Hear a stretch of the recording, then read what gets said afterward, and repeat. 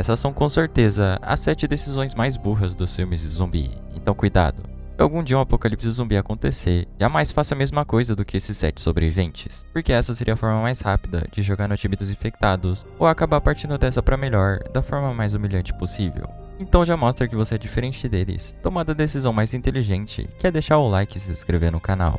Pegue nossos 85 pontos de QIBR e bora para as 7 decisões mais burras dos filmes de zumbis.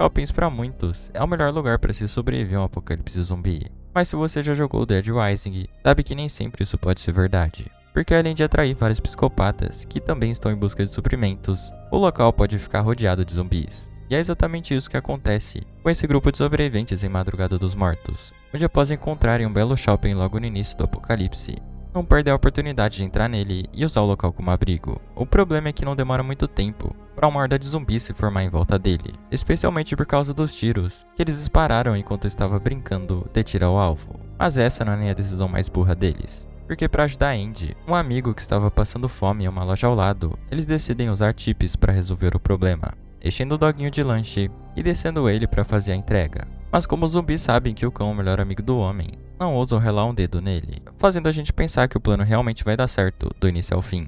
Só que não, porque Chips tem uma dona, a Nicole, que mesmo vendo que o cão não era atacado pelos infectados, acaba tendo uma brilhante ideia e resgatá-lo no meio de uma horda de zumbis. Alguém viu a Nicole? Que barulho é esse? Meu Deus, é a Nicole!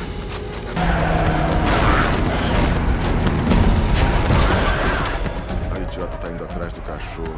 Oi, eu tô bem, achei os chips. Women.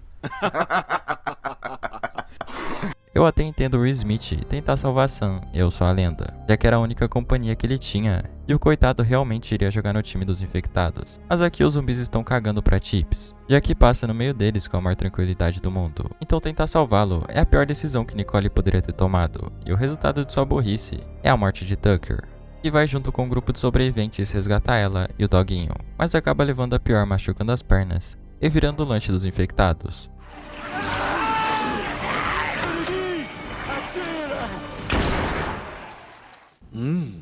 Delícia! Só que não só ele, como quase todos vão de arrasta no final. Tudo por causa de Nicole e sua sabedoria incompreensível. Até me surpreende nenhum dos sobreviventes não darem um esporro nela por causa disso, porque tentar salvar um cachorro que não é atacado por zumbis em um apocalipse zumbi é com certeza uma das decisões mais burras que alguém poderia ter em um apocalipse zumbi.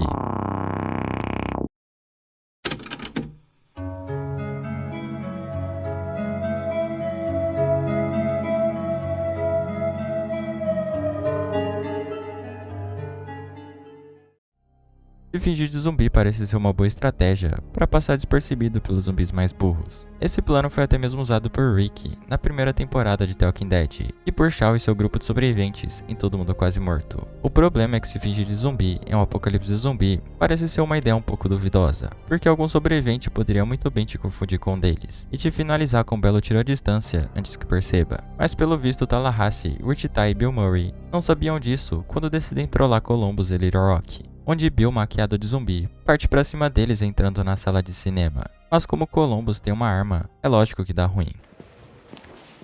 Vou pegar ele. Olha só.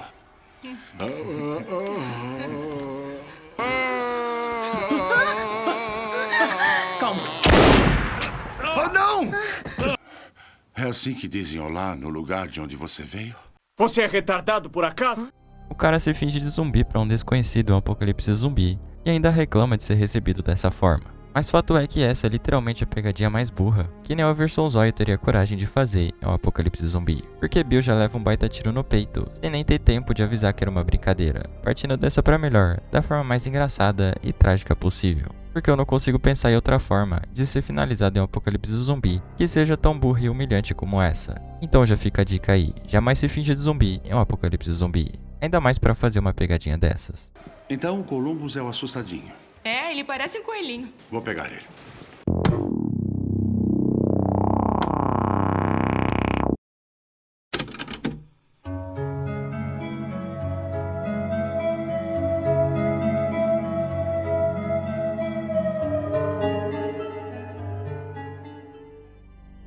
não saber fazer uma conta de matemática ou errar aquela pergunta fácil do show do milhão, de boa, mas ser burro o suficiente para ser a causa de um apocalipse zumbi é sacanagem. Mas é exatamente isso que acontece em 28 dias depois, onde a humanidade acabou tendo o azar de existir um grupo de ativistas extremamente burros, que após invadirem um laboratório na Inglaterra, decidem libertar vários chimpanzés que estavam sendo cobaias de experimentos. O problema é que um dos médicos alerta que um deles estava com uma variante da raiva. E como estamos em um vídeo falando sobre as decisões mais burras dos filmes zumbi, é claro que os ativistas ignoram o médico e tomam a pior decisão de suas vidas. Vocês não fazem ideia!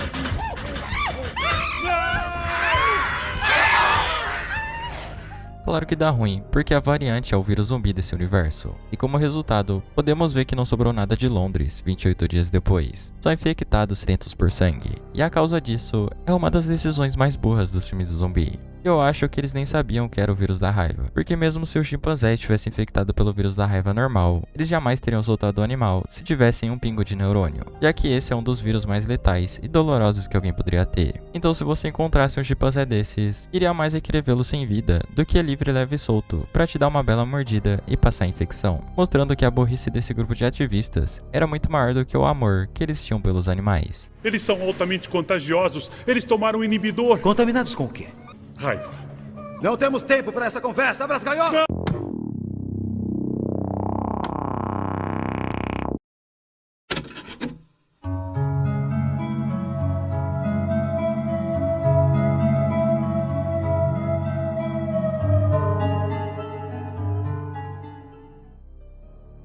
No início de um apocalipse zumbi, nossa única preocupação deveria ser nas pessoas que amamos, se preparar com armas e encontrar um abrigo e suprimentos. Mas pra Tanaka, a única coisa que importa é seu dinheiro, que está em um cofre de Las Vegas tomado por vários zumbis mortais. Tão mortais que nem o exército conseguiu dar conta deles. Então o governo cercou toda a região com uma barreira, para bombardear o local e transformar todos esses zumbis em cinzas, mostrando que Las Vegas é o lugar em que ninguém jamais pensaria em pisar, certo?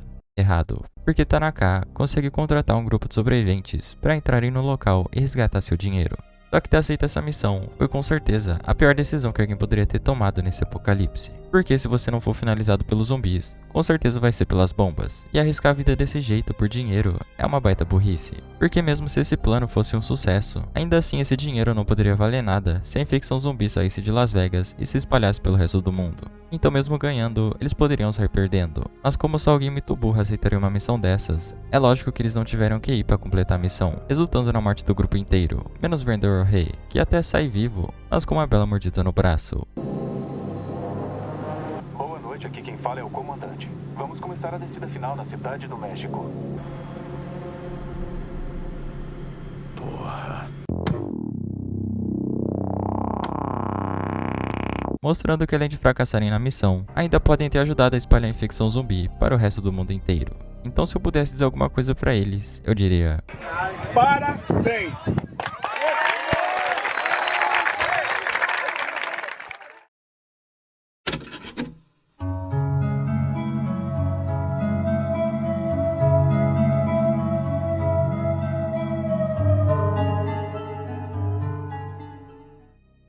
Já vimos que shopping parece ser um lugar muito perigoso para usar como abrigo em um apocalipse zumbi. Mas se fosse para você escolher um lugar para sobreviver, aposto que parque de diversões nem passaria pela sua cabeça. Mas em Zumbilândia, após visitar Little Rock ouvirem dizer que não existia zumbis em Pacific Playland, um parque de diversões, decidem ir pra lá a qualquer custo. E esse boato realmente era verdade, já que quando chegam no local durante a noite, um infectado aparece para dar as boas-vindas. Mas isso tudo vai mudar, porque essa dupla está prestes a cometer uma das decisões mais burras dos filmes de zumbi: ligar os brinquedos do parque.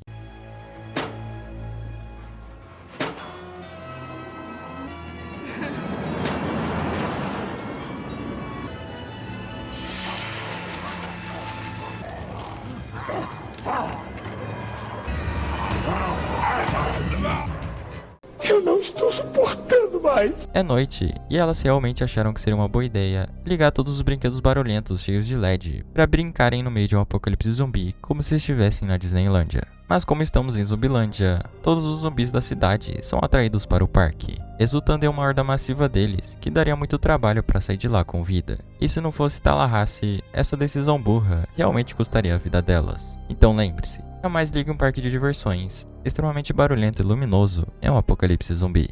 E aí? Pra onde estão indo?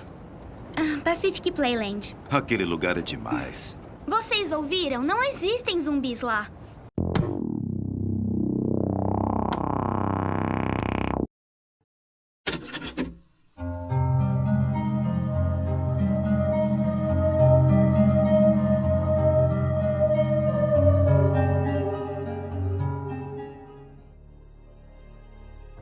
Frank e Fred estão prestes a superar os ativistas que causaram o apocalipse zumbi em 28 dias depois. Isso porque após contratar Fred para trabalhar em seu necrotério, Frank tenta impressionar o rapaz o levando para o porão e mostrando o barril de trioxina que havia recebido do governo por engano. A trioxina tem o poder de reanimar todo e qualquer tipo de tecido morto. Então se qualquer gás desse barril vazar, não só eles como todos os cadáveres do necrotério vão ser reanimados e transformados em zumbis. Então ficar perto dessa coisa, por pura diversão igual eles fazem, já é uma baita burrice. Mas tudo piora quando Fred realmente descobre que era verdade, após ver que tinha um zumbi dentro do barril.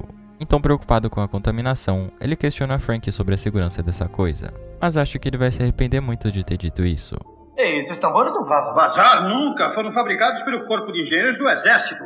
Vazou! Meu Deus! Eu gostei assim, amostradinho. Frank dá um tapão no barril, dizendo que ele foi feito pelo exército, pra logo em seguida perceber que isso não significava nada, porque o gás vaza, contaminando eles e todos os mortos do necrotério, dando início ao apocalipse zumbi e a volta dos mortos-vivos. Só que para piorar, alguns sobreviventes decidem ligar para o número de emergência que estava no barril, e quando o governo descobre que o barril havia sido violado naquela região, bombardeia toda a cidade acabando com milhões de infectados, mas também com milhares de inocentes. Tudo por causa da decisão burra de Frank e Fred. Você quer ver? Ver?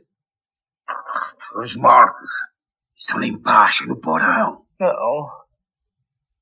Vamos lá. Não.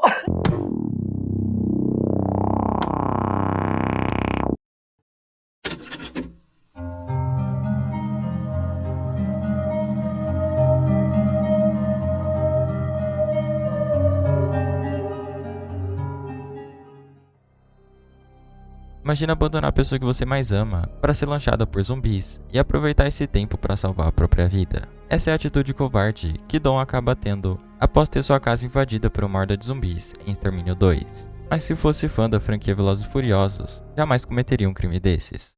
Eu não tenho amigos. Tenho família. Family.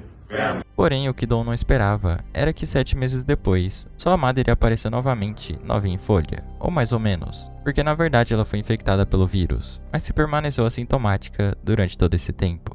E como se passaram 7 meses, Dom a visita na maior cara de pau, dizendo que sentiu muito sua falta. Mas mesmo depois de tudo que aconteceu, ela ainda tem a coragem de dizer isso.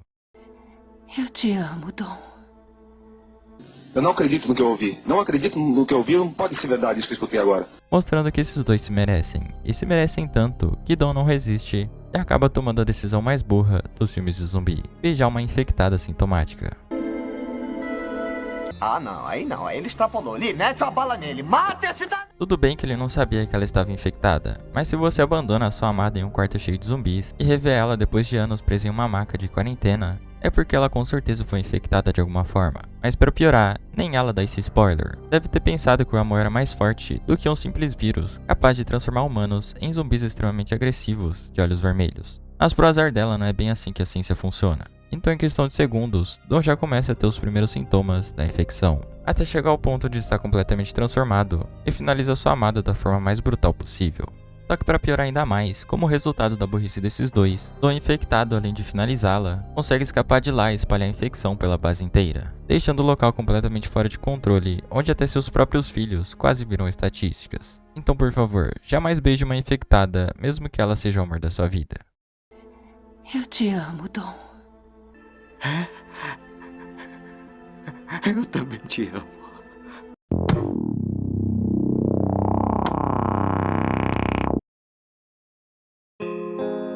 Mas você, conhece alguma outra decisão burra dos filmes de terror? Deixe nos comentários. Acho que dificilmente alguém supera a genialidade de Dom em Extermínio 2. Só as pessoas que chegaram até aqui e não deixaram um like. Então não se esqueça de deixar o seu aí embaixo para fortalecer o canal. Muito obrigado e tenha um ótimo dia.